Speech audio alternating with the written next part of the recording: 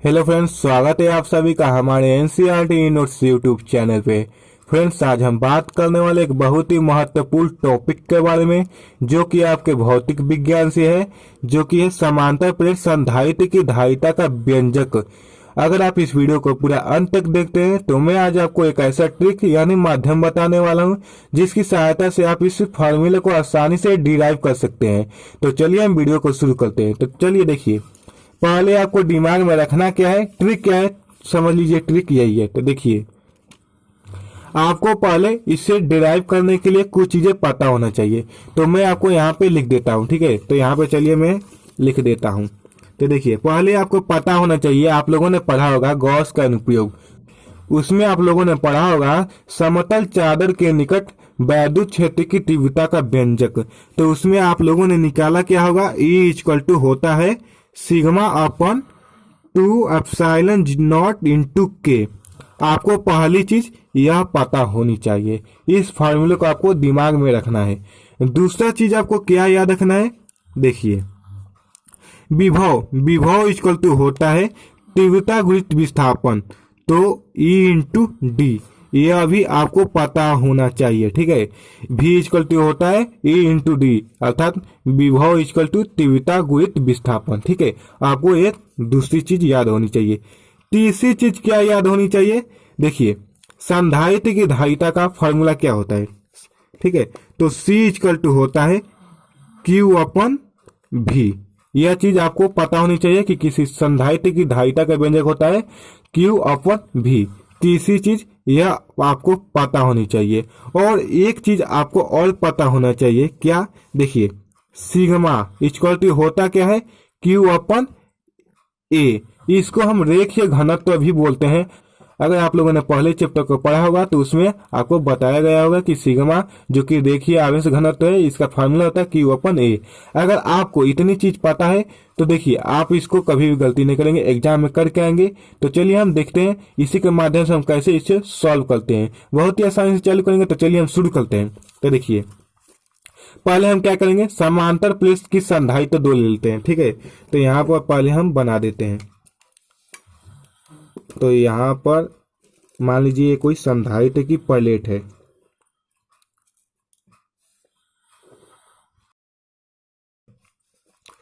तो यह हो गई संधारित्र की प्लेट। इसको हम नाम दे देते हैं ए।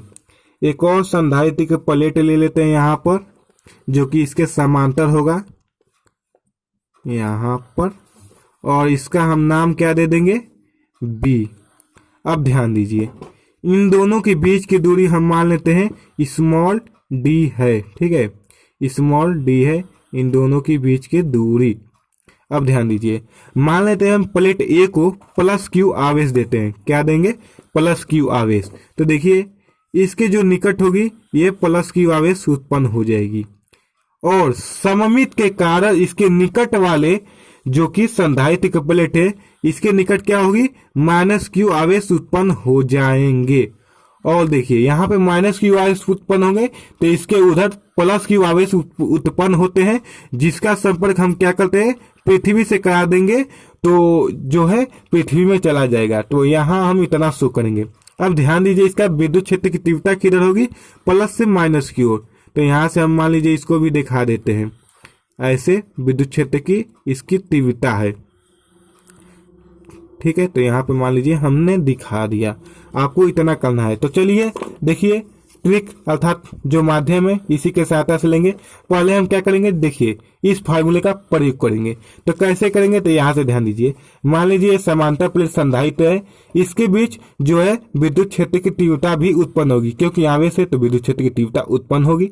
तो देखिए हम पहले निकालते हैं। देखिए यहाँ पे दो प्लेट है, तो इसके कारण भी बिंदु, देखिए पहले हम मान लेते हैं यहाँ पे बिंदु P है, तो इसके कारण भी बिंदु P पर विद्युत क्षेत्र की तीव्रता उत्पन्न होगी, और इस प्लेट के भी कारण बिंदु P पर विद्युत क्षेत्र की तीव्रता उत्पन्न होगी। तो पहले हम बिंदु A के कारण अर्थात प्लेट A के कारण बिंदु P पर विद्युत क्षेत्र की तीव्रता निकाल देते हैं। तो देखिए इसको हम मान लेते हैं E1, जो कि प्लेट A के कारण उत्पन्न होगी। तो कितना उत्पन्न होगा, सिग्मा/2 एप्सिलॉन नॉट इंटू के। आप लोगों ने गॉस के अनुप्रयोग में पढ़ा होगा, ठीक है। अब देखिए, अब देखिए प्लेट बी के कारण भी बिंदु पी पर विद्युत क्षेत्र की तीव्रता उत्पन्न होगी। तो मान लेते हैं इसको हम E2 जो कि sigma upon 2 epsilon not into के उत्पन्न हो रही है। अब देखिए इन दोनों को मिलाकर कितनी उत्पन्न होगी, तो हम यहां से परिणामी तीव्रता निकाल लेते हैं। परिणामी तीव्रता क्या होगी, E हो जाएगी। क्या करेंगे, इन दोनों को जोड़ देंगे तो E1 प्लस E2 दोनों का मान रख देते हैं sigma upon 2 epsilon not into k plus sigma upon 2 epsilon not into k. अब ध्यान दीजिए दोनों का हर समान है तो ऊपर का हम जोड़ देंगे 2 epsilon not into K sigma plus sigma हो जाएगा क्या 2 sigma upon 2 epsilon not into K. ये दोनों कट जाएगा, बचे क्या E equal to sigma upon epsilon not into K. तो इतना करने के बाद हम क्या करेंगे, छोड़ देंगे। अब ध्यान दीजिए अगला फॉर्मूला हमने विद्युत क्षेत्र की तीव्रता निकाल दी इस सूत्र की सहायता से। अब इस फॉर्मूले का यूज करेंगे जो कि हमारा दूसरा है विभव इक्वल टू तीव्रता गुणित विस्थापन। तो यहां से हम ध्यान दीजिए तो यहाँ पर हम विभव निकाल लेते हैं तो V इक्वल टू होगी क्या E गुणे D। अब यहाँ से ध्यान दीजिए तीव्रता कितनी उत्पन्न हुई है, तो यहाँ से हम लिख देंगे sigma upon epsilon not into के और यहाँ से विस्थापन को D से हम लिख देंगे। ठीक है, तो यहाँ पे ध्यान दीजिए आप लोगों को मैंने एक सूत्र और यहाँ पे बताया था क्या, रेखीय आवेश घनत्व क्या होती है, तो सिग्मा इक्वल टू क्यू अपन ए जो कि है रेखीय आवेश घनत्व। अब यहाँ से ध्यान दीजिए सिग्मा इक्वल टू ए यहाँ पर लिखेंगे चूंकि सिग्मा इक्वल टू यहाँ से क्यू अपन ए जो कि है रेखीय आवेश घनत्व। सिग्मा के जगह पर हम क्या लिख देंगे क्यू अपन ए, तो यहाँ पे हम सिग्मा की जगह लिख देंगे क्यू और जो ए होगा वह हो जाएगा नीचे, तो ये एप्सिलॉन नॉट इंटू के और ये जो है डी ऐसे। तो यहाँ से इसको हम समीकरण नंबर 1 मान लेते हैं। ठीक है, क्योंकि अभी तक मैंने कोई समीकरण नहीं बनाया तो इसको समीकरण नंबर 1 मान लेते हैं। अब आएगा हमारा लास्ट फॉर्मूला के जो कि बारी है C equal to Q upon V। तो चलिए हम यहाँ पे लिख देते हैं चूंकि संधारित्र की धारिता से यहाँ पे लिख देंगे C equal to Q upon V। यहाँ से देखिए Q को हम ऐसे छोड़ देंगे, V का मान समीकरण नंबर 1 से रख देंगे तो Q into D upon A epsilon not into के। यहाँ से ध्यान दीजिए Q से Q कट जाएगा, जो नीचे का समान है सबसे ऊपर चला जाएगा। तो यहाँ से हम क्या लिखेंगे C इक्वल टू ये नीचे का पोर्शन ऊपर जाएगा तो क्या होगा ए एप्सिलॉन नॉट इंटू के अपन डी। यही जो है समांतर प्लेट संधारित्र की धारिता का व्यंजक हो जाएगी। इसका मात्रक क्या होगा तो फैरड। ठीक है, संधारित्र की धारिता का मात्रक जो है फैरड होता है। तो ये हो गई हम लोगों का फार्मूला। चलिए मैं आपको एक बार और फटाक से समझा देता हूं। देखिए यहां से देखिए इसको छोड़िए, अगर आप देखिए आपको दिमाग में पहले इतना रखना होगा। ठीक है, इतना रखने के लिए आपको ये चीज पता होनी चाहिए जो कि मैंने बताया है। यहाँ से 3-4 सूत्र जो कि आपको याद होनी चाहिए। पहला सूत्र विद्युत क्षेत्र की तीव्रता का, दूसरा विभव का और तीसरा जो है संधारित्र की धारिता का, और एक और होता है जो कि देखिए आवश्यक घनत्व होता है। इतना याद है तो आप इतना लिख देंगे। तो देखिए हम इतना तो करेंगे ही करेंगे जो कि हमारा मेन चीज है। इसके बाद हम एक चीज और करेंगे, क्या इसके बारे में कुछ लिखेंगे। तो कैसे लिखेंगे चलिए मैं आपको एक आसान सी भाषा में लिखकर बता देता हूं। तो देखिए ये रही नोट्स, यहाँ पे देखिए 2 संधारित्र समांतर प्लेट ठीक है रखी गई है यहाँ पे। अब देखिए लिखेंगे क्या, चित्रानुसार संधारित्र की 2 प्लेट ए तथा बी एक दूसरे के समांतर है। ठीक है, एक दूसरे के समांतर है। यहाँ पर ध्यान दीजिए जिनके बीच की दूरी स्मॉल डी है। मैंने आपको बताया था प्लेट ए को प्लस की आवेश देने से प्लेट बी के समीपवर्ती जो कि इसके समीप है तो समीपवर्ती तल पर माइनस की आवेश तथा दूरवर्ती जो कि इसके बाद है दूरवर्ती तल पर प्लस की आवेश उत्पन्न हो जाता है। प्लस की आवेश का संपर्क पृथ्वी से करा देते हैं, मतलब जो कि इस पर उत्पन्न होगा उसका हम संपर्क किससे कराएंगे, पृथ्वी से कराएंगे। ठीक है, बहुत अच्छे। तो यहाँ से ध्यान दीजिए अब हम क्या करेंगे, हल करना चालू करेंगे। माना दोनों प्लेट के बीच कोई बिंदु P स्थित है जिस पर दोस्तों हम विद्युत क्षेत्र की तीव्रता ज्ञात करेंगे। अब ध्यान दीजिए प्लेट ए के कारण बिंदु P पर तीव्रता कितनी उत्पन्न होगी, तो E1 equal to sigma upon 2 epsilon not into के।